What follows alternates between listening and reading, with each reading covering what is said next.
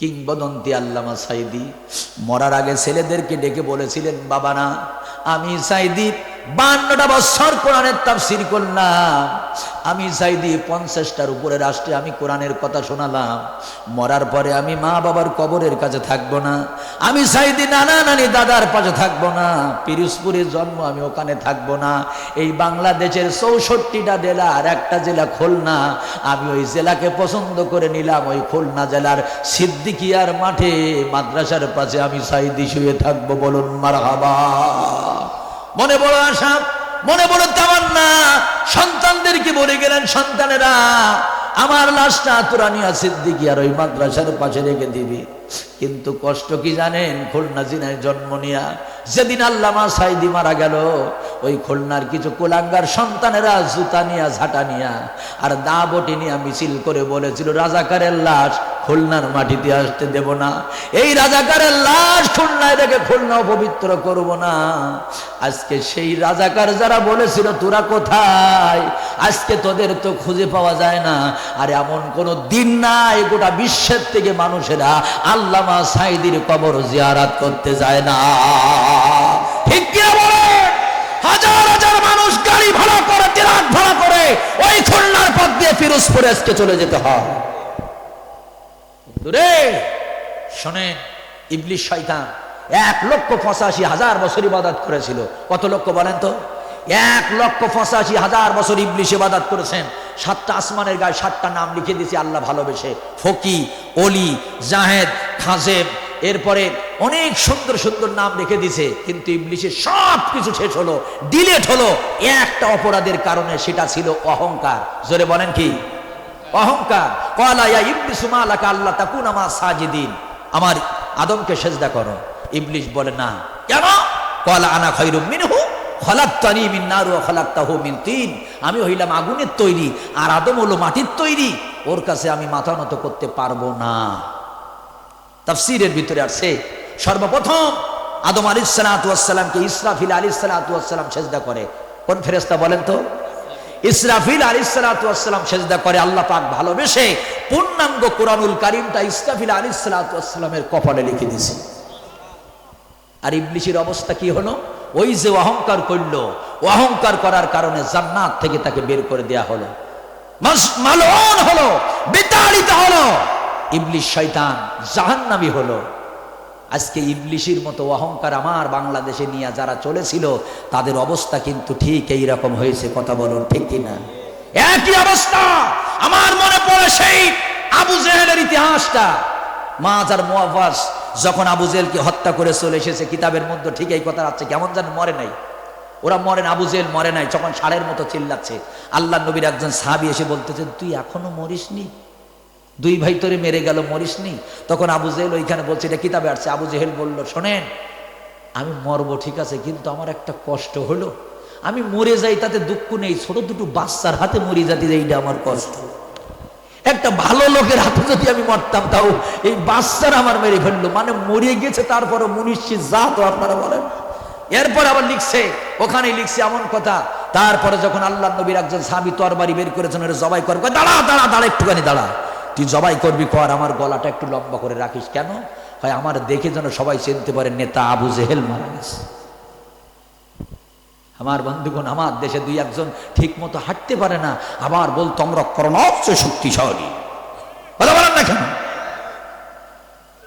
এই জন্য কিছু ছেলেরা এখন গান গায়, কিছু ছেলেরা এখন গান গায় কি জানেন? সুন্দর করে তারা বলে, আমারও যেন তাদের সাথে মুখটা মিলাইতে সুন্দর লাগে, ভালো লাগে, কষ্ট হবে না তো আপনাদের? মাসুদ তুমি ভালো হয়ে যাও, এই কথাকে বলবে আর, পালিয়ে গেছে কৌয়া কাদের, কেউ জানে না খবর তার, ভালো হয়ে যাও। কি শুনছেন না? ফকরুল সাহেব আপনার বাসায় কাউয়া কাদের আসেনি, ঠাকুর গায়ের বাসায় আপনি থাকতে তারে দেশেননি, তার সাথে যে লেনা দেনা, তার সাথে যে লেনা দেনা, আসে কোটি জনতার, হারিয়ে গেছে কৌয়া কাদের, কেউ জানে না খবর তার, ভালো হয়ে যাও। ঠিক কিনা বলেন? আমার নাসিরের মতো ছোট ছোট ছেলেদের চোখে মুখে আমি যে রক্ত দেখেছিলাম, এদের মুখে আমি যে সাহস দেখেছিলাম, আমার মনে হচ্ছিল ওরা যদি সামনে আসতো জুতোই নাড়া করতো, বেলেটও লাগাতো না। আন্দাজ পাও না ক্ষমতা কার? তবে এই কথা মনে রাখবেন, জুলুমকে আল্লাহ সহ্য করবে না, সেটা যে দলের হোক। যদি আওয়ামী লীগ না শুধু জামাতের লোক হয়, বিএনপির লোক হয়, চরমনার লোক হয়, 18 দল 14 দল 20 দল যে দলের লোক হোক না কেন, যখন মানুষ হয়ে মানুষের পরে জুলুম করা শুরু করবে, এদের অবস্থা কিন্তু পূর্বের জাতির মতো হবে। ঠিক কিনা বলেন? এজন্য আমরাও মানুষের সাথে জুলুম করব না, কখনো মানুষ হয়ে মানুষের উপর অত্যাচার করব না, নির্যাতন করব না। আল্লাহ পাক যেন কবুল করেন, বলুন আমিন। মুসলমান বন্ধুরা আমার, কথাটা মনোযোগ দেন। যে কথা বলতেছিলাম, সাঈদ ইবনে জুবাইর রাদিয়াল্লাহু তাআলা আনহু আল্লাহর কাছে একটু দোয়া করেছিলেন, আল্লাহ তুমি কি জুলুমের বিচার করবা না? আল্লাহ পাক বলেন, হ্যাঁ, তোর দোয়াটা কবুল হয়ে গেল। যিনি কোরআনের জেজ দবর দিলেন, নোক্তা দিলেন, এই কোরআনের আমার বন্ধুরা, এই কোরআনের এত সুন্দর করে সাজালেন, সেই হাজ্জাজ বিন ইউসুফকে অপদস্থ একটি মরণ দিয়ে আল্লাহ পৃথিবীর জমিন থেকে বিদায় করে দিল। তাহলে আপনারা বলেন তো, আমরাও যদি মানুষের পরে এরকম অত্যাচার, নির্যাতন আর জুলুম করি, সেই আল্লাহ আমাদেরকে বিদায় করতে পারে কি পারে না? অবশ্যই পারে। ওয়াইজাল মাউদাতু সুইলাত বিআইয়ি যামবিন কুতিলাত। আল্লাহ পাক বলেছেন, জীবন্ত মেয়েগুলোকে কারা কবর দিছো? মহিলারা খেয়াল করেন, আল্লাহ রাব্বুল আলামিন বলেন, ওয়াইজাল মাউদাতু সুইলাত, যারা জীবন্ত মেয়েগুলোর কবর দিয়েছো, বিআইয়ি যামবিন কুতিলাত, আমি আল্লাহ এই জুলুম সহ্য করব না। কিয়ামতের ময়দানে ওই জীবন্ত মেয়েগুলোকে উঠাবো, ওঠানোর পরে জিজ্ঞাসা করব, কোন কারণে তোর মা তোকে কবর দিয়েছিল, তোর বাবা তোকে কবর দিয়েছিল? 3 মাসের বাচ্চা, 5 মাসের বাচ্চা, 6 মাসের বাচ্চা ঔষধ খায়া, ট্যাবলেট খায়া কি কারণে নষ্ট করেছিল? তখন এই মেয়ে লোকগুলো বলবে, আল্লাহ আমার স্বামী বলেছিল ওই বাচ্চা যদি নষ্ট না করিস তোর আমি তালাক দেব, আমার বাড়ি তোর রাখবো না। শাশুড়ি বলেছিল, বৌমা আমার ছেলের ঘরে যদি বউ হয়ে থাকতে চাও, ওই পেটের বাচ্চাটা তুমি নষ্ট করে দাও। এরকম জুলুম বা শাশুড়ি আমার বাংলাদেশে আছে না? না, মনে হয় নাই? শোনেন, এই অষ্টম মনে রাখবেন, 1500 বছর আগে আল্লাহ রসুল বলেছেন, আল্লাহ পাক যার ভালো চায়, আল্লাহ পাক যার মঙ্গল চায়, সর্বপ্রথম তার ঘরে একটা কন্যা সন্তান আল্লাহ দিয়া দেয়। কারণ কন্যা সন্তান হলো রহমত, আর ছেলে হলো নিয়ামত। যখন কারোর ঘরে একটা কন্যা সন্তান আসে, আসমানের থেকে আল্লাহ পাক রহমতের দরজা তার জন্য খুলে দেয়। কিন্তু সন্তুষ্ট হওয়া লাগবে, কন্যা হওয়ার পরে সন্তুষ্ট থাকতে হবে। এ প্রমাণও আছে, মেয়ে হয়েছে, লক্ষ লক্ষ টাকা ঋণ ছিল, এই মেয়ের বরকতে, মেয়ের মহাব্বতে আল্লাহ পাক তার আজকে লক্ষ লক্ষ টাকার মালিক বানাই দিয়েছে। ঠিক কিনা বলুন? মুসলমান বন্ধুরা আমার, এই কথাটা আমার মনে পড়ে গেল। আল্লাহ রাব্বুল আলামিন ওদেরকে জাহিলিয়াত বলেছিলেন কেন? 3 ভাবে তারা কন্যা সন্তানকে কবর দিয়া দিত। 1 নাম্বার হলো, মারা পেটে বাচ্চা নিয়ে যেদিন ডেলিভারি করবে, নিজে হাতে গর্ত করে রাখতো। ওই যেই ডেলিভারি হতো, যদি দেখতো ছেলে সন্তান বুকের সাথে টেনে নিত, যেই দেখতো কন্যা সন্তান, ওই মাটির মধ্যে পুঁতে দিয়ে মা নিজে হাতে মাটি চাপা দিয়া রাখতো। 2 নাম্বার হলো, 2.5 বছর পর্যন্ত দুধ পান করাইতো। যেদিন 2.5 বছর পূর্ণ হয়ে যেত, ওই দিন জনম দুঃখিনী মা আর বাবা 2 জন মিলে ঘরের পিছনে তারা মাটি চাপা দিয়ে দিত। আর 3 নাম্বার হলো, মেয়েটার বয়স যখন 6 বছর 7 বছর হতো, যখন মাকে চিনতে পারে, বাবাকে চিনতে পারে, নানা নানি সবাই চিনতে পারে, সেই দিন 7-8 বছর বয়স, 6 বছর বয়স, ওই সময় বাবা অ্যাক্টিং করতো, কই গেলা, আমার মামনিরে নতুন জামা পরায় দেব, নানার বাড়ি বেড়াইতে নিয়ে যাব। আর ছোট ছোট বাচ্চা গোনা নানার বাড়ির কথা শুনলে কিন্তু আর মাথায় আর কাজ করে না। বিশ্বস্ত কোল বাবার সাথে নানার বাড়ি বেড়াইতে যাবে, জনমানবহীন ময়দানে গিয়া বাবা যখন নিজে হাতে গর্ত করত, মেয়েটা জানতো না ওই নরপিশাচ বাবা, এক নরপিশাচ একটু পরে তার নিজে হাতে ওখানে কবর দিয়া দিবে। মুসলমান বন্ধুরা আমার, যেই না গর্ত করা হয়ে যেত, বাবা ডাক দিয়ে বলতো, মা আয় দেখ গর্তের মধ্যে কি দেখা যায়। জুলুম কাকে বলে দেখেন? যে মেয়েটা নিচু করতো, মাথা অমনি করে মাটির সাথে চেপে ধরতো, মাটি চাপা দিয়া দিত। থাকার অধিকার পিলাজি বড় লজ্জা করে না, স্কিন ডিভাইডেড বড় লজ্জা করে না, মোটর সাইকেলে 2 ঠ্যাং দিয়ে দুলা ভাইকে জড়ায় ধরে লজ্জা করে না। আর শুধু বলে ইসলাম নারীদের অধিকার দেয়নি। এই বিয়াদবেরা, তোদের বেঁচে থাকার কোন অধিকার ছিল না। নিজের বাবা নিজের মেয়েকে জীবন্ত কবর দিত। ইসলাম আল্লাহ রাসূল তাদেরকে জীবন্ত কবর থেকে মুক্ত দিয়েছেন, ঠিক কিনা বলুন? কিছু বেঈমান নবীজিকে বলেছিলেন যে বৃদ্ধ বয়সে 6 বছরের মেয়ে আয়েশাকে বিবাহ করেছে, এ কি নারী লুবি? আমার বন্ধুগণ, হযরত আয়েশা সিদ্দিকা 2210 খান হাদিস বর্ণনা করেছেন। আপনি সব কয়টা হাদিস দেখবেন, এক এক করে 2210 খান হাদিস দেখেন, একটা হাদিস হযরত আয়েশা সিদ্দিকা বলেন নাই যে আমার স্বামী আমাকে কষ্ট দিয়েছেন, আমার স্বামী আমার পরে জুলুম করেছেন, আমার স্বামী আমার পরে অত্যাচার করেছেন। বরং 2210 খান হাদিস বর্ণনা করে হযরত আয়েশা সিদ্দিকা বলেছেন, কানা খুলুকুল কোরআন, আমার স্বামীর চরিত্র কোরআনের মতো পবিত্র। জোরে কান সুবহানাল্লাহ। এ মানুষের মতো মানুষ হয় না, এত সুন্দর মানুষ আর পৃথিবীতে নাই, এ মানুষ হয় না। তারপরেও তারা ক্ষান্ত থাকেন না। আবার একটা লজ্জাজনক কথা বললো যে শ্বশুর হয়ে পুত্রবধূকে বিবাহ করেছে। নাউজুবিল্লাহ বলেন। নবীজি লজ্জা পাইলেন, রাস্তা দিয়ে যায়, ওই কাফির বেঈমান গুলা বলে শ্বশুর হইয়া পুত্রবধূকে কেন বিবাহ করলো? আস্তাগফিরুল্লাহ। খুব মনোযোগ দিয়ে বুঝবেন, আল্লাহর নবী যখন হযরতে খাদিজাতুল কুবরাকে বিবাহ করলেন, বন্ধুরা রে আমার, বাসর রাত্রিতে আল্লাহর নবীকে হযরতে আয়েশা, হযরতে খাদিজাতুল কুবরা রাদিয়াল্লাহু তাআলা আনহা একটা ছেলেকে উপহার দিয়েছিলেন খাদেম হিসাবে, নাম ছিল হযরতে যায়েদ। 6 বছরের বাচ্চা, ছোট ছেলে। কোনো একটা মেলায় যেতে গিয়া পিতামাতার কাছ থেকে ছেলেটা হারিয়ে যায়, ডাকাতি হয়ে যায়। বিক্রি হতে হতে হযরতে খাদিজার কাছে এসে যায়। হযরতে খাদিজা টাকা দিয়ে কিনে আল্লাহর নবীকে দিয়ে দেন। কিছুদিন পরে তার আপন মা, আপন বাবা এই সংবাদ যখন শুনল, বিশ্ব নবীর দরবারে গিয়ে বলে, রাসূলুল্লাহ, ইয়া হাবিবাল্লাহ, সন্তান আর মার মাঝে কেমন সম্পর্ক আপনি জানেন?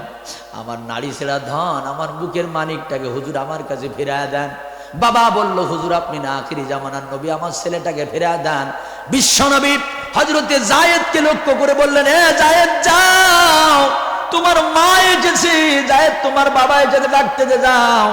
বাবা আমাকে লক্ষ্য করে বলেন, যায়েদের মা, যায়েদের বাবা, আমার তো মা নাই, আমার বাবা নাই। আমি জানি সন্তান হারানো কত ব্যথা। মা সন্তান যদি একত্রিত না থাকে কত কষ্ট। একটা টাকা লাগবে না, কোনো কিছু লাগবে না, তোমাদের কলিজার টুকরা সন্তানকে তোমরা নিয়ে যাও। 6 বছরের বাচ্চা কতটুকুন বোঝে? কয়েক পা সামনে গিয়া মাকে লক্ষ্য করে বলতেছেন, মা বাড়িতে যাও, বাবা তুমি বাড়িতে যাও। কেমন একজন মানুষের কাছে আমি এসেছি তোমরা জানো না? আমি যায়েদ ছোট্ট মানুষ, এই মুহূর্তে আমার জনম দুঃখিনী মার মহব্বত আমি বিদায় দিতে পারবো। এই মুহূর্তে আমার ঔরজাস, যিনি আমাকে পৃথিবীর মুখ দেখাইছে, বাবার মহব্বতকে আমি তালাক দিতে পারবো। এই সুন্দর মানুষ আখিরি জামানার নবীর ছেড়ে আমি কোথাও যাব না, আমি কোথাও যাব না, এই মানুষটার কাছে থাকবো। আমি আপন মা বাবাকে বাড়িতে পাঠায় দেব, এই মানুষের কাছ থেকে যাব না। আল্লাহর নবী বললেন, হযরতে যায়েদ আজকের থেকে আমার সন্তান। বন্ধুরা আমার, পালিত সন্তান হয়ে গেল। মুতার যুদ্ধ যখন তৈরি হলো, সৈনিকেরা, আল্লাহর নবী বললেন, প্রথম সেনাপতি হবে আমার পালিত সন্তান হযরতে যায়েদ। যায়েদ যদি শহীদ হয়ে যায়, দ্বিতীয় সেনাপতি হবে হযরতে আমার ভাইজান জাফর। জাফর যদি শহীদ হয়ে যায়, তৃতীয় সেনাপতি হবে হযরতে আব্দুর রহমান রাওহা। আমার বন্ধুরা, আব্দুল্লাহ বিন রাওহা, এবার 3 জন একে একে শহীদ হয়ে গেল। যখনই হযরতে যায়েদের স্ত্রী আল্লাহর নবীর আপন ফুফাতো বোন জয়নাব বিনতে জাহাস 4 মাস 10 দিন অপেক্ষা করলো। স্বামী তালাক দিলে 3 মাস 10 দিন, আর স্বামী মারা গেলে 4 মাস 10 দিন ইদ্যত পালন করতে হয়। যখন পালন করা হয়ে গেল, আল্লাহর নবীর বিবাহ সম্পর্কে কোরআনের মধ্যে আয়াত নাজিল হয়েছে, যায়েদের বিবাহ, আমার স্ত্রী জয়নাব বিনতে জাহাস আর আল্লাহর নবীর বিবাহ। ওই কাফের বেঈমানগুলা নবীজির নামে যখন দুর্নাম করতেছিল, অপমান দিচ্ছিল, আল্লাহ পাক ডেকে বলেছিলেন, মা কানা মুহাম্মাদুন আবা আহাদিম মির রিজালিকুম ওয়ালাকির রাসূলুল্লাহি ওয়া খাতামান নবিয়্যিন। জোরে কোন আল্লাহু আকবার। এ আমার মুহাম্মদকে তোমরা কোন পুরুষের পিতা বলবা না। তার 4টা ছেলে, তাহের, ইব্রাহিম, আমার ভাইজান কাসেম, হ্যাঁ, এরা তো ছোটবেলায় মারা গেছে, সুতরাং পুরুষের পিতা না। বানানো সন্তান হযরত যায়েদ, সেটা ঠিক আছে, কিন্তু সে আমার নবী, শেষ নবী, তার সম্পর্কে এই বাজে কথা বলবা না, সে পুত্রবধূকে বিবাহ করে নাই, বরং আমি আল্লাহ পাকের পক্ষ থেকে ইশারা হয়েছে বিবাহ করেছে। যেরকম সুবহানাল্লাহ। চ্যালেঞ্জ করেছিলেন কে? আল্লাহ। আমার বন্ধুগণ, ওয়ালিদ ইবনে মুগিরা আপনার আমার নবীকে শুধুমাত্র একবার বলেছিল মাজনুন, পাগল। আল্লাহ পাক 9টা প্রতিবাদ করে শেষে বলেছিলেন উতুল্লিবা দাজালিকা জানিম, আমার নবীকে পাগল বলবে যারা বিনা দলিলে জারর সন্তান তারা। আমার বন্ধুরা, আর আজকে সেই নবীর চরিত্রকে নিয়ে টানাটানি হলো। ফ্রান্সের সরকার কার্টুন তৈরি করলো, ফ্রান্সের সরকার এত কষ্ট দিল, গত বছর 11 সেপ্টেম্বর এই বাংলাদেশে সেই সরকারকে দাওয়াত দিয়া ফুলের মালা দিয়ে বরণ করে নেওয়া হলো। ইউটিউবে দেখবেন বিমানবন্দরে গিয়া দুজনে কোলাকুলি করে আবার বলল যদি পারেন আবার আসবেন। হায় হায়, আপনি না একজন জান্নাতি নারী দাবি করেছিলেন, আপনি না 14 বার হজ করেছেন, আপনি না সকালবেলা কোরআন তেলাওয়াত করে কার্যক্রম শুরু করেন। গোটা পৃথিবীর সবথেকে যে সরকার আল্লাহ রসুলকে কষ্ট দিয়েছে ফ্রান্সের ম্যাক্রো, তাকে দাওয়াত দিয়ে আপনি প্রমাণ করেছেন শাহজালালের বাংলাদেশের, শাহফরানের বাংলাদেশের, ওলিয়া উলিয়াদের এই বাংলাদেশের, 10 লক্ষ কোরআনের হাফেজদের এই বাংলাদেশের আপনার মহব্বত নাই, আপনার মহব্বত ইহুদি আর নাসারাদের প্রতি। এবার আপনারা বলেন আমাদের মহব্বত আল্লাহ রসুলের আছে না নাই? জোরে বলেন আছে না নাই? যদি তাই হবে, আজকে সোহেল এই যে ছেলেটা গায়ের রং উজ্জ্বল না, কালো, কিন্তু বিশ্বাস করেন সামনে নাই তাই বলতেছি। আমার বন্ধুগণ, নিজ এলাকায় একটা কোরআনের মাদ্রাসা খাড়া করা, এত অল্প দিনেই যে মাদ্রাসা এত সুন্দর করে গড়ে তোলা, ওয়াল্লাহি আল্লাহর কসম দিয়ে বলি এটা কিন্তু অনেকের পক্ষে সম্ভব হয় না। কথা বলেন ঠিক কিনা? এবং আমরা ব্যক্তিগতভাবে তার চিনি, হাফেজদের ভিতরে অন্যতম একজন ইয়াদলা ভালো হাফেজ হলো হাফেজ সোহেল। আমার মুসলমান ভাইয়েরা খুব মনোযোগ দিবেন কথা গোনা। সকালবেলা যখন একই মায়ের 2টা সন্তান বের হয়ে যায়, একটার গায়ে টাই থাকে, আমার ভাইজান শার্টটাকে টাই থাকে, জিন্সের প্যান্ট পরা থাকে, যখন কেজি স্কুলে যায়, কিন্ডার গার্ডেনে যায়, আর একটা ছেলে টুপি পরে লম্বা জামা পরে কোরআন আর রিয়াল কানা নিয়ে যখন মাদ্রাসার দিকে যায়, আমার আল্লাহ ডেকে বলে এ ফেরেশতারা দেখ, 2 দিকে 2টা সন্তান চলে যায়, একই মায়ের সন্তান, যেটা ওই দিকে যাচ্ছে ওটা তো শয়তানের দিকে চলে গেল, আর যেটা আমি কোরআনকে বুকে নিয়ে যেটা কোরআনের মাদ্রাসার দিকে চলে গেল, যা তোদের পায়ের গুলা ওই সন্তানের পায়ের নিচে বিছা দে, একটা কোরআনওয়ালা সন্তানের পা যেন মাটিতে না লাগে। আল্লাহু আকবার। আমার বন্ধুগণ, সুতরাং আমি আপনাদের এই ওয়াজটা করে গেলাম। এরকম ঠান্ডার সময় নবীজি বলেছিলেন, আল্লাহর নবীকে জিবরাইল আলাইহিস সালাতু ওয়াস সালাম বলেছিলেন, ইয়া রাসূলুল্লাহ, আবু যার গিফারি চাদর গায়ে সারা জীবন আল্লাহর নবীর পাশে থাকতে গিয়ে একটা ঘর বানাইতে পারে না, বাড়ি বানাইতে পারে না। হুজুর, আপনার আবু যর আল্লাহর নবীকে তুমি চিনলে কিভাবে? হয় শুধু আমি না, আকাশের সব ফেরেশতারা চিনেছে। কেমন করে? 2টা আমলের দ্বারা। 1 নাম্বার আমল হলো হযরতে আবু যরের ভিতরে কোনো অহংকার নাই, নিজেকে মাটির সাথে মিশায় দিতে পারে। আর 2 নাম্বার আমল হলো সূরা ইখলাস। যখন সময় পায় সূরা ইখলাস পড়ে, যখন একটু সময় পায় সূরা ইখলাস পড়ে। সূরা ইখলাসের সাথে আবু যরের এত প্রেম, এত ভালোবাসা, আল্লাহ প্রত্যেকটা ফেরেশতাকে আবু যরের স্পেশাল পরিচয় করে দিয়েছে। জোরে বলুন সুবহানাল্লাহ। আমার বন্ধুগণ, সূরা ইখলাস শুধু আবু যরের কাছে থাকার কারণে আল্লাহ পাক যদি প্রত্যেকটা ফেরেশতার সাথে পরিচয় করে দিতে পারে, আপনারা বলেন তো, যার সিনায় 30 পারা কোরআন থাকবে, যার সিনায় 30 পারা কোরআন থাকবে, তার সম্মান আল্লাহর কাছে আছে না নাই? আপনি কিসের অহংকার করেন? আমার ছেলে অফিসার, আমার ছেলে ইঞ্জিনিয়ার, আমার ছেলে ডক্টর, আমার ছেলে ব্যারিস্টার, এটা অহংকার হতে পারে না। যেদিন আপনি মরে যাবেন ওই দিন শেষ। আপনি অহংকার করবেন আমার ছেলে একজন কোরআনের হাফেজ, আপনি যখন মরে যাবেন আপনার ছেলেটা আপনার লাশের পাশে দাঁড়ায় যখন জানাজার নামাজ পড়বে, চক্ষু দিয়ে টপ টপ করে পানি পড়বে, আল্লাহ বলবে হে ফেরেশতারা, ওর চোখের পানি নাকের ডোগায় আসার আগে ওর বাবার জীবনের গুনাহ মাফ করে দে, মাফ কর। কেন জানিস? আল্লাহর নবী নিজেই বলেছে কমপক্ষে 10 জন জাহান্নামী, যাদের জাহান্নাম ওয়াজিব, এদেরকে ডেকে ডেকে আল্লাহর জান্নাতে নিয়ে যাবে একজন কোরআনের হাফেজ। আল্লাহ পাকের পক্ষ থেকে বলা হবে ওদের কথার সাথে তর্ক করিস না, কারণ ওরা দুনিয়াতে কি করেছিল জানিস? এই ঠান্ডার সময় আমরা যখন কম্বল মুড়ি দিয়ে ঘুমিয়ে থাকি, রাত 4টার সময় ওই ছেলেগুলা উঠে কাঁপতে কাঁপতে হুজুর করে আল্লাহর কোরআন নিয়ে পড়তে থাকে। একটু ঘুম আসলে হুজুর গিয়া পিছনে চটাত করে বাড়ি মারে, এরকম করে উঠে আসামির মতো আবার পড়তে থাকে, আবার পড়তে থাকে। আমার কোরআন যারা এত কষ্ট করে পড়েছে ওদের সাথে তর্ক করবি না।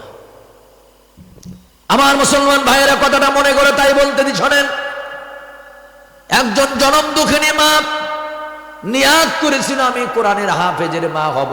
কোন একটা মাহফিলে শুনেছিল যে হাফেজের মার মাথায় নাকি, বাবার মাথায় নাকি নূরের মুকুট পরায় দেবে। জোরে করুন সুবহানাল্লাহ।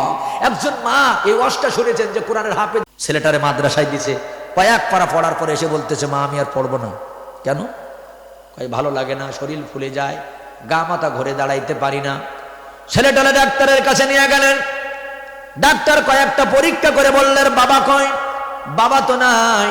ডাক্তার বললেন তুমি সহ্য করতে পারবা না, তোমার ছেলের 2টা কিডনি নষ্ট হয়ে গেছে, একটাও আর কিন্তু ভালো নাই, যে কোনোদিন ধাম করে মরে যাবে। যদি জীবনে চা ওর একটু ভালো মন্দ খাওয়া বাড়িতে নিয়ে ওজন জানতে না পারে। জনম দুঃখিনী মা সারাটা রাত ঘুমাইতে পারলো না। সকালবেলা মাজনুনির আবার ডাক্তারের কাছে নিয়ে গেলেন। দরজার কাছে রেখে ডাক্তারের 2টা পাও জড়ায় ধরে বলতেছেন, ভাইজান আপনি একটা কাজ করেন, জীবনে অনেক প্র্যাকটিস করেছেন, আমার একটু কিডনি পরিবর্তন করে দেন। আমি একজন গরিব মা, আমি না কোরআনের হাফেজের মা হব, কিয়ামতের ময়দানে নাকি আমার আল্লাহ নূরের মুকুট মাথায় পরাই দিবে। আমার যে 2টা কিডনি আছে আমার সন্তানকে দিয়া দেন, আর আমার সন্তানের 2টা আমারে দেন, আমার একটু কোরআনের হাফেজের মা হওয়ার সুযোগ করে দেন। ঘটনার মধ্যে লেগে এবার ডাক্তার তারে অপারেশন করে দিল। ছেলেটার অপারেশন করার পরে একটা রুমের ভিতরে রাখা হলো। রাত 12টার সময় মার নিঃশ্বাস ভারী হয়ে গেছে, মা মনে আর বাঁচবে না। ডক্টরকে বলে জীবনে একটা বার আমার ছেলের সাথে কথা বলতে দাও।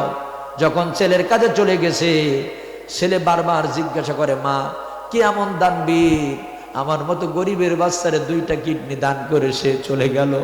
জনম দুঃখিনী মা বলতে যে বাবা সব দানবীরকে দেখা যায় না, দেখতে হয় না, কিছু কিছু দানবীর আছে নাও দেখলেও চলে। কিন্তু ছেলেটা বুঝতে পেরেছে, মা আমার তো অপারেশন রুমে থাকার কথা, সাদা কাপড় পরে তোমার গায়ে রক্ত কেন? ও মা তুমি কেমন মা? ছেলেকে হাফেজ বানানোর জন্য, নূরের মুকুট মাথায় নেওয়ার জন্য নিজের কিডনি দান করে মা তুমি চলে গেলা। জনম দুঃখিনী মা ডেকে বলে, বাবা দুঃখ করিস না, কষ্ট নিস না, তুই যদি কোরআনের হাফেজ হয়ে যাস বাবা আমি শান্তি পাবো। এই জন্য মুসলমান বন্ধুরা আমার, জনম দুঃখিনী মা বাবা এরা যে কি জিনিস এটা আমরা বুঝি না, বুঝতেও চাই না। হাজারো কষ্ট দেবেন, দুঃখ দেবেন, আমার বন্ধুরা হাজার কষ্ট দেবেন, পরক্ষণে বাবা বলে যে মানুষটা ডাক দেয় সে হলো মা। আমি নিজেই, আমাকে কয়েকদিন ধরতে আসছে পুলিশ, আমাকে কয়েকদিন আমার বাবা। কিন্তু আপনারা দেখেছিলেন রাত্রিবেলা পুলিশে ধরতে আসতো, সবাই চলে যেত, বুড়ো বাবাটা গিয়ে বলতো, স্যার আমার বাচ্চাটাকে ছেড়ে দেন, আমাকে নিয়ে যান, আমার বাচ্চাটারে আপনি ছেড়ে দেন। সেই বাবারে অনেকেই আজকে চেনে না, বাড়ির পাশে কবর। আমার বন্ধুগণ সেই কবরটা একটু তাকায় দেখে না। এজন্য আমি আপনাদের ওয়াদা করলাম যে আরো 10 মিনিট কথা বলবো, যদি আপনি উঠবেন না কেউ, পরিবেশটা নষ্ট করবেন। আল্লামা সাইদি তুমি মরনি, শহীদ হয়েছ তুমি এটাই জানি, শহীদ হয়েছ তুমি এটাই জানি। কারাগারে কাটালে 13টি বছর, বাতিলকে পেছে তোমায় দেখে থরথর, ঠিক কি না? কারাগারে কাটালে 13টি বছর, বাতিলকে পেছে তোমায় দেখে থরথর, তুমি তো ছিলে মোদের নয়ন মনি, শহীদ হয়েছ তুমি এটাই জানি। আল্লামা সাইদি তুমি মরনি, শহীদ হয়েছ তুমি এটাই জানি, ঠিক কিনা? আপনাদের কষ্ট হবে না? বন্ধুরা আমার সেবাটা বলতেছিলাম, আল্লাহ রাব্বুল আলামিন বললেন যে এই জুলুমের বিচার আমি আল্লাহ রাব্বুল আলামিন করব, নিজেই বাদী হয়ে তাদের বিরুদ্ধে মামলা করব। জুলুম হলো 3 প্রকার। 1 নাম্বার জুলুম হলো শিরকি করা, সবাই বলেন 1 নাম্বার কি? শিরক। 2 নাম্বার জুলুম হলো মানুষের উপরে অত্যাচার করা, নির্যাতন করা, মানুষের সাথে খারাপ ব্যবহার করা, মানুষের চোখে পানি ঝরানো। তবে আমরা মনে করি যে আমার বাংলাদেশ শুধু নেতারা নেত্রীরা জুলুম করে, শুধু বড় বড় অফিসাররা জুলুম করে। না না, আমার বাংলাদেশে কিছু কিছু ঘরে এমন জুলুম আছে, তুমি স্বামী হইয়া ওই পরের মেয়েটাকে সকাল বেকাল ছাটা দিয়া জুতা দিয়া পিঠাও। অনেক স্ত্রীরা পাও ছড়ায় বলে আমারে মাইরো না, তুমি আমার ধর্মের বাপ, তুমি তো একজন জুলুমবাজ। তোমার মনে নাই ওই মেয়েটাকে যেদিন তার বাবা তোমার হাতে তুলে দিয়েছিল, অসিনায় একটা ছেলে এই আঙ্গুলটা ধরে প্রথম ডাকটা দিয়েছিল, আব্বু আমার খুব কলিজার টুকরা মা, একে কোনোদিন মাইরো না, তুমি কোনো কিছু দরকার আমাকে বলো। অনেক নরম পিসাজ আছে, মারতে মারতে যখন মরে গেছে গালে এন্ডি ঢিলে তেঁতুল গাছে জড়াই দিয়েছে। কথা বলুন ঠিক কিনা? এই যে কিছুদিন আগে নেটে দেখলাম একটা মেয়েকে তার স্বামী কুপাইছে এইখানে। দৃশ্যটা দেখা যায় না। মুসলমান বন্ধুরা আমার, তুমি কি দেখো না বাজার থেকে একটা মাছ তুমি নিয়ে আসছো, এই মাছটা তোমার স্ত্রীর কাছে দিয়া শুধু একটা বার বলেছো মাছটাকে ভোনা করো। স্ত্রী সুন্দর করে ভোনা করলো, জিকির করার মনে করে আল্লাহ মাছ যখন এনেছে তুমি এর স্বাদ বাড়া দিও। আল্লাহ চেষ্টা করতেছি, আল্লাহ তুমি এর টেস্ট একটু বাড়া দিও। তোমার বাড়িতে মেহমান এসেছে, ওই মাছগুলা যখন সামনে দিয়েছে নিজেই বললা যে আর এক পিস দাও, তো ভালো লেগেছে, এক পিস দেওয়া হলো। আবার তোমার ছেলেটা বললো আর এক পিস দাও, মাথা দাও, লেজটা দাও। খাইতে খাইতে সব খাইলা, তুমি কি দেখলা না যে মানুষটা ওই মাছটা ধরলো, করলো, এই মানুষটা পরিষ্কার করলো, রান্না বাড়া করলো। সবার যখন খাওয়া হয়ে গেল, ওই মানুষটা হাড়ির নিচে যে একটু ঝোল ছিল ওর ভিতরে কিছু ভাত দিয়া কোড়াটা মুছে মুছে রান্না করে বসে বসে খাইলো। তুমি তারা দেখো নাই রাত্রিবেলা সবাই ভাত খাওয়াই দিয়া হাড়িতে যখন ভাত নাই, ওই জনম দুঃখিনী মা দেখেছি আল্লাহু আকবার হাড়ির মধ্যে হাত দিয়ে কটা চাউল নিয়া গালে দিয়ে একটু পানি খাইয়া চাবাইয়া চাবাইয়া সারা রাত্রিতে ক্ষুধার্ত অবস্থায় কাটাইছে। তারপরেও কোনদিন স্বামী সন্তানকে জানতে দেয় না। তাহলে কেমন করে পিঠা, কেমন করে মারো? আমার মুসলমান ভাইরা, মানুষের যখন মানুষের পরে জুলুম করবে, মানুষের পরে যখন অত্যাচার করবে, নির্যাতন করবে, আমার আল্লাহ কয়েকটা পানি সহ্য করতে পারে না। তার ভিতরে একটা হলো চোখের পানি। জোরে বলেন কিসের পানি? আরো জোরে বলেন কিসের পানি? চোখের পানি সহ্য করতে পারে না। কিছু রক্ত আছে আল্লাহ সহ্য করতে পারে না। জিবরাইল তার 600 পাখাকে ব্যবহার করেছিলেন কয়েক জায়গায়, তার ভিতরে একটি জায়গা হলো ইউসুফ আলাইহিস সালাতু ওয়াস সালামকে ভাইরা যখন কুয়ার ভিতরে ছেড়ে দিয়েছিলেন, জিবরাইল বলেন হুজুর আমি সপ্তম আসমানে ছিলাম, আল্লাহ পাক বলেন জিবরাইল যাও, ওখান থেকে উড়াল দিলাম। ইউসুফ আলাইহিস সালাতু ওয়াস সালাম তখন আসতেছে, আমি উড়াল দিয়া তার আগেই কুয়ার নিচে গিয়ে আমার রহমত, আমার মানে কি পাখাগুলো এমন ভাবে বিছায়া দিলাম, ইউসুফ আলাইহিস সালাতু ওয়াস সালাম আস্তে করে আমার পাখার পরে গিয়া পড়লো। জোরে বলুন সুবহানাল্লাহ। উহুদের ময়দানে রাসূল আকরাম সাল্লাল্লাহু আলাইহি ওয়াসাল্লামের দন্দান যখন শহীদ হলো, আল্লাহর নবীর এই পবিত্র রক্ত যখন জমিনে পড়বে, জিবরাইল আলাইহিস সালাতু ওয়াস সালাম এটা সহ্য করলেন না, উড়াল দিলেন, সরে আসলেন যে না, আখিরি জামানার নবীর রক্ত এই জমিনে আমি পড়তে দেব না। আমার মুসলমান ভাইরা খুব মনোযোগ দেন। মানুষই যখন মানুষের উপর অত্যাচার করে, জুলুম করে, নির্যাতন করে, সবাই তারে ছেড়ে দেয়। জোরে বলেন তো ছাড়ে না কে? আল্লাহ ধরে ধরে ধরে না, ধরলে কিন্তু ছাড়ে না। আপনারা টিউবওয়েল দেখেছেন না? যতই চাপাচাপি করবেন পানি উঠবে না, যার অসার নষ্ট। এবার ওই টিউবওয়েলটাকে বলবে যদি পারো বদনাই করে আর একটু পানি দাও। যখন আপনি বদনাই করে আর একটু পানি দেবেন, ওই নিচের পানি আর এই দুটো পানিতে এমন শক্তি তৈরি করবে, সনাক করে নিচের পানি টেনে উপরে উঠাই দেবে। কথা বলেন ঠিক কিনা? আর এমন আমাদের চোখের পানি, এদের বুকের তাজা রক্ত 2006 সালের, 9 সালের, 13 সালের, 24 সালের চোখের পানির বুকের তাজা রক্ত আল্লাহ পাক বলেন এইটা দিয়ে হবে না।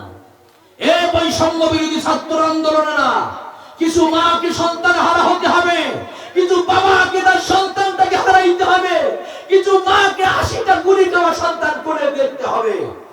যখন এই 16 বছরের রক্ত চোখের পানি আর তোদের রক্ত চোখের পানি একত্রিত হবে, এমন শক্তি তৈরি হবে, ওই শৈলতারি হাজিরা দুপুরের ভাত খাওয়ার টাইম পাবে না, কাপড় পরিবর্তন করার টাইম পাবে না, বোনটারে নিয়ে চোরের মতো আর এক দরজা দিয়ে পলাই যাবে। ক্ষমতা কার? ক্ষমতা হলেন আমার আল্লাহ। আমার বন্ধুগণ, এজন্য আল্লাহ পাক জুলুমকে কখনো সহ্য করবে না। খুব মনোযোগ দিবেন আপনারা। বৈষম্য বিরোধী ছাত্র আন্দোলনে সর্বপ্রথম যে ছেলেটা জীবন দিয়েছিল রংপুরে বাড়ি, আপনারা বলেন তো ছেলেটার নাম কি ছিল? শহীদ আবু সাইদ। অনেকে বলে ছেলেটা গুলি খাইলো, হাত উঁচা করলো কেন? আমি বলি আহাম্মক, এইটা বোঝার মতন শক্তি আসলে তোর নাই। ক্রিকেট খেলা আপনারা যখন দেখেছেন, যদি প্লেয়ার বল করে আর ওয়াইট হয়, আম্পায়ার কি করে? হোয়াইট। এই বলটা হলো না, সঠিক না, আবার করো। আবার একটা বল করলো, হোয়াইট, বল হয় না। যতবার হোয়াইট হবে ততবার আম্পায়ার কিন্তু সংকেত দিয়ে দেবে যে বল এখনো সঠিক হয় না। 16 বছর পরে শহীদ আবু সাইদ বাংলাদেশের জুলুমের আম্পায়ারগিরি করতে গিয়ে বলেছেন, এই 16টা বছর বিচারের নামে যে বাহানা করেছো, আলেম ওলামাদের ফাঁসি দিছো, ধরে ধরে নির্দোষী মানুষগুলাকে ফাঁসির ব্যবস্থা করেছো, একটাও সঠিক বিচার হয়নি, সবগুলো হোয়াইট। উন্নয়নের নামে যা করেছো, ব্রিজগুলোর রড খেয়ে বাঁশের কলসি ঠোকায়া, হাজার হাজার কোটি টাকা দিয়ে বাবার মূর্তি বানায়া বাংলাদেশকে একেবারে তীরের মুখে পড়ে দিয়া যা করেছো, একটাও ভালো কাজ হয়নি, সবগুলো হোয়াইট। মানুষের অধিকার বঞ্চিত করে, রাতের দিনের ভোটগুলা রাতে করে যা করেছো, ভালো কাজ করনি, হোয়াইট। আমি আম্পায়ার হয়ে বলে গেলাম, আমি চলে যাব অতি তাড়াতাড়ি বাংলাদেশ থেকে, তোমারও আউট হতে হবে। ঠিক কি না বলেন?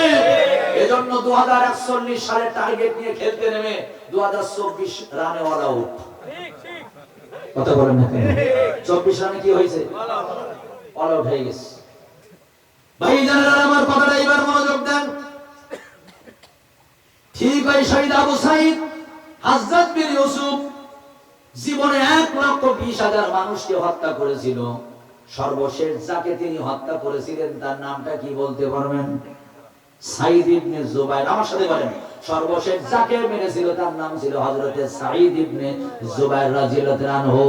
ভাই জানেন আমার, হযরত বীর ইউসুফ তাকে ডাক দিয়ে বলেছিলেন, বেটা তোর নাম বল। উনি বললেন, আমার নাম হলো সাঈদ ইবনে জুবাইর। হযরত বীর ইউসুফ মুস্কি হাসি দিয়ে বলে, আজকে থেকে তোর নামটা পরিবর্তন হয়ে গেল। সাঈদ শব্দের অর্থ হলো সৌভাগ্য, আর শাকি শব্দের অর্থ হলো দুর্ভাগা। সুতরাং আজকে থেকে তোর নামটা থাকবে হলো শাকি ইবনে কাসির। উনি বললেন, শোনেন, আপনি পারবেন না। আমি যদি আল্লাহ থেকে আপনার ক্ষমতা বলে মনে করতাম, আল্লাহ থেকে আপনি শক্তি রাখেন এটা মনে করতাম, আপনি আমার পাশায় রাখবেন, মারবেন এটা আমি মনে করতাম, আপনি আমাকে জাহান্নামে পাঠাইতে পারতেন, কিন্তু পারবেন না। এই কারণে আমি জানি সর্বময় ক্ষমতার মালিক কে। উনি বললেন, আমার দেহে যতক্ষণ কল্লা আছে ততক্ষণ আমার জবান থেকে আল্লাহ সর্বময় ক্ষমতার মালিক, এই কথাটা আপনি কেড়ে নিতে পারবেন না। হযরত বিন ইউসুফ বললেন, এর তাড়াতাড়ি জবাই করো, দেহ থেকে মাথাটা আলাদা করো। কিতাবে কোনটা? আল বিদায়া ওয়ান নিহায়া, ইতিহাসের শ্রেষ্ঠ একটি গ্রন্থ।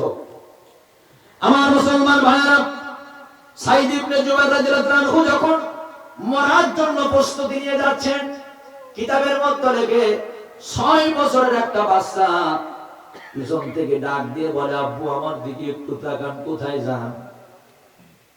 বাবা যদি সন্তানের ডাক শুনে, কোন বাবা নাচে পিছন দিকে ফিরে কোলে নেয় না? ছেলেটারে নিয়ে বেঁচে আছি, 58 বছর যদি তোর বাবা না বাঁচে, পৃথিবীর কোনো ক্ষতি হবে না, ইসলামের কোনো ক্ষতি হবে না, মুসলমানের কোনো ক্ষতি হবে না।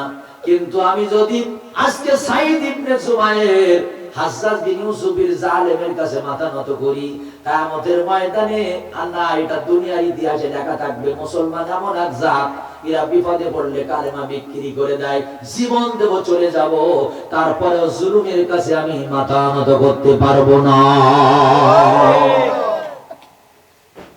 তারপরেও মুস্কি হাসি। ওদিকে সাঈদ ইবনে জুবাইর আর আমার বাংলাদেশে আল্লামা সাঈদী, যেদিন ওনাকে মারার জন্য নিয়ে যাচ্ছে, ইউটিউবে দেখবেন তাবাসসুম, এমন একটা মুস্কি হাসি উনি দিয়েছেন, একটু ফেসবুকে দেখবেন প্রত্যেকটা মানুষের হৃদয়টাকে যেন কেড়ে নিয়েছে। মরার আগে মানুষ যত সুন্দর হাসতে পারে, মরার আগে মানুষ যত শান্ত থাকতে পারে, আল্লামা সাইদিকে না দেখলে বোঝা যায় না। আমার মুসলমান ভাইরা, জল্লাদ অবাক হয়ে গেলেন, জীবনে এত মানুষকে মারলাম, এ আবার কেমন মানুষের জান আমার আজকে নিতে হবে। উনি বললেন, হুজুর মরার আগে আপনি কি চান? মা বাবার সাথে দেখা করবেন, নাকি একটু ভালো মন্দ খাবেন, নাকি সন্তানের সাথে কথা বলবেন, কোনটা চান? আল্লাহর বান্দা সাঈদ ইবনে জুবাইর ডেকে বললেন, বাবা আমি কিছু চাই না, মরার আগে মাত্র 2 রাকাত নামাজ পড়তে চাই। আল্লাহু আকবার। 2 রাকাত নামাজ, 100 রাকাত লাগবে না। এই কথা মনে রাখবেন, আল্লাহকে পাওয়ার জন্য 100 রাকাত তাহাজ্জুদের নামাজ লাগে না, আল্লাহকে পাওয়ার জন্য 50 রাকাত তাহাজ্জুদের নামাজ লাগে না। 2 রাকাত নামাজ যদি নামাজের মতো হয়, খুশু আর খুজুর সাথে যদি আল্লাহকে ডাকা হয়, ওই 2 রাকাত নামাজে আমার আল্লাহ তার ডাক শুনে, ঠিক কিনা বলে? বন্ধুরা আমার, উনি 2 রাকাত নামাজ পড়লেন, দুটি হাত একটু আসমানের দিকে এইভাবে উঠায় দিলেন, কিতাবের মধ্যে রেখে আল্লাহর কাছে একটা নালিশ দিলেন, আল্লাহ এই জুলুমের বিচার কি তুমি করবা না? উনি এবার মাটিতে শুয়ে পড়লেন, মাথাটা উত্তর দিকে দিলেন, পা দক্ষিণ দিকে দিলেন। মরার আগে মানুষ তো এইভাবে শান্ত থাকতে পারে না। উনি একজন বিশ্ববরেণ্য বড় আলেম ছিলেন। উনি চিন্তা করলেন, জীবনে আর তো কোরআন পড়ার সুযোগ পাবো না, এই জন্য মরার আগে কোরআনের একখানা আয়াত আমি অন্তত পড়ে যাই। উনি ওনার জবান দিয়ে পড়া শুরু করে দিলেন, ইন্নী ওয়াজ্জাহতু ওয়াজহিয়া লিল্লাযী ফাতারাস সামাওয়াতি ওয়াল আরদ। আল্লাহু আকবার। আমরা তো মনে করি এটা জায়নামাজের দোয়া। না, এটা জায়নামাজের দোয়া নয়, এটা হলো ইব্রাহিম আলাইহিস সালাম বাবার মহব্বত তালাক দিয়া, মার মহব্বত তালাক দিয়া উনি বলেছিলেন, হে আল্লাহ এই মুহূর্তে ওই আল্লাহর দিকে ফেললাম, মুখটা ঘোরালাম, যে আল্লাহ আসমানের মালিক, জমিনের মালিক। হযরত বিন ইউসুফ জোর করে ওনার পাটা মাথার দিকে, মাথা পার দিকে দিয়ে দিলেন।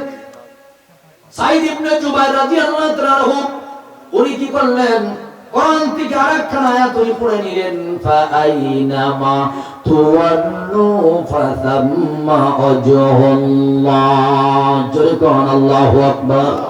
আল্লাহ রাব্বুল আলামিন বলেন, বান্দা তুই যেদিক থাকিস না কেন আমি আল্লাহ সব দিকে আছি। এবার ওনাকে জোর করে মাটির সাথে উপর করে দেয়া হলো।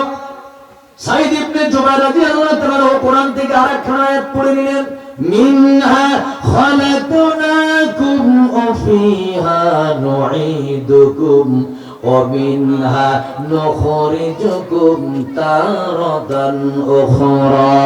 আল্লাহু আকবার। এই আয়াত শেষ, একটা কোপ দিলেন, দেহ থেকে মাথাটা আলাদা হয়ে গেল। কিতাবের মধ্যে লিখছে কয়েক ঘন্টা রক্ত বন্ধ হয় না। উনি অবাক হয়ে গেলেন, জীবনে এত মানুষ মারলাম, রক্ত বন্ধ হলো, এই মানুষটার শরীরে কত রক্ত? ডাক্তার কবিরাজকে বাড়িতে নিয়ে আসলেন, গবেষণা করার সুযোগ করে দিলেন। গবেষণা করে দেখো তো শরীর থেকে রক্ত বন্ধ হয় না কেন?